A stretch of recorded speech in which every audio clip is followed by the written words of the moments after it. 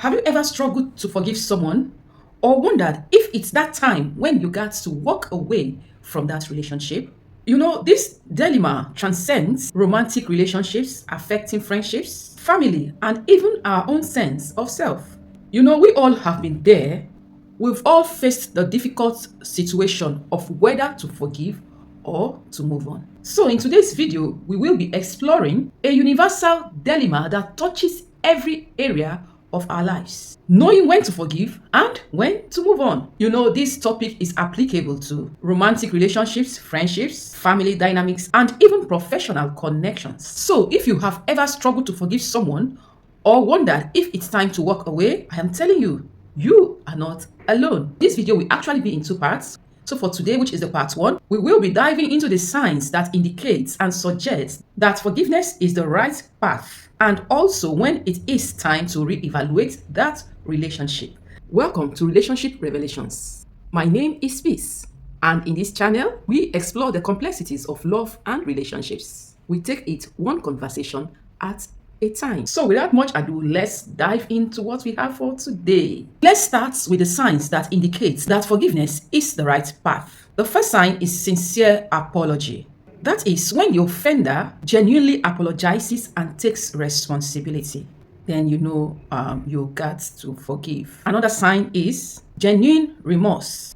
Some people will hurt you or offend you, and you wonder if they have a conscience at all.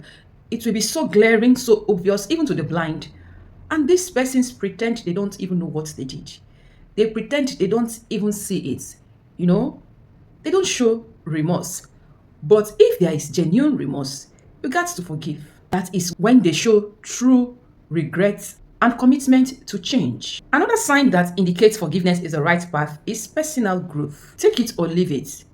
Forgiveness at any point in time is always for our own good. When you forgive, it helps you heal faster. So the truth is that forgiveness is always for our own good.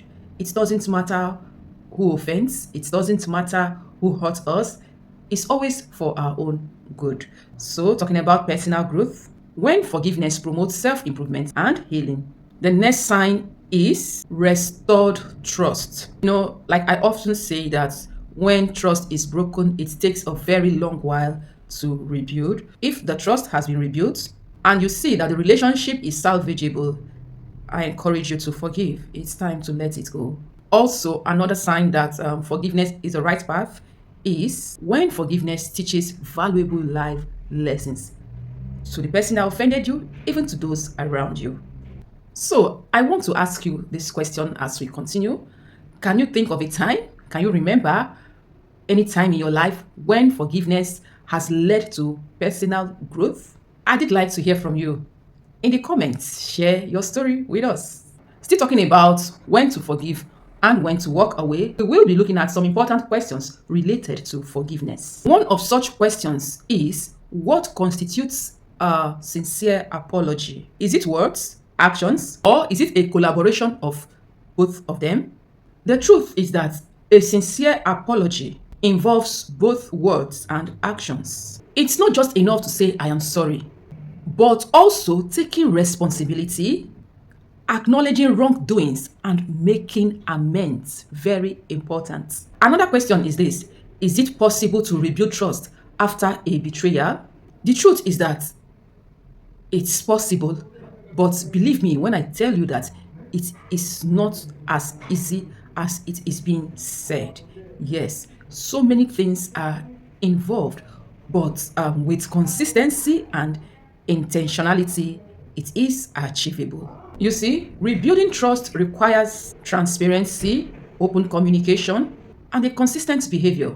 It's very essential and necessary to address underlying issues, establish boundaries, and also focus on mutual healing. Be it as challenging as it may seem, building trust is actually possible with lots of efforts and commitment. The next question we need to ask ourselves is this: can forgiveness be a form of self-healing? The answer is yes. Forgiveness can be and is actually incredibly therapeutic. By letting go of negative emotions, you actually release emotional burdens, reduce stress, and create space for self-growth and renewal. Still on when to forgive and when to walk away, we will be looking at signs to move on. That is the signs that indicates it's okay to walk away from that relationship.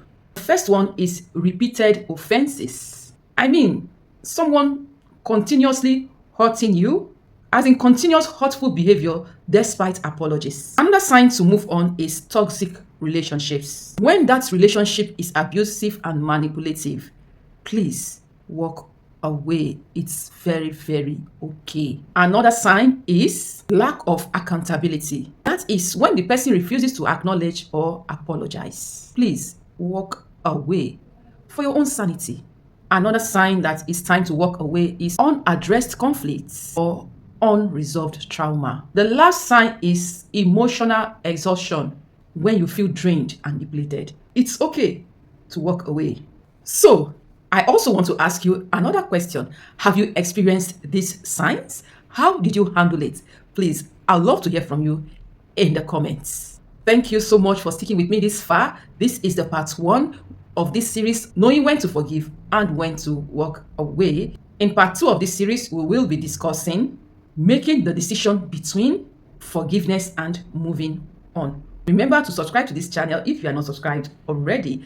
Also like, comment, and share this video to as many that you know need to see this video. Also, do not forget that healthy and safe relationships are actually achievable. All we need to do is to be consistent and intentional. I'll definitely be seeing you in my next video.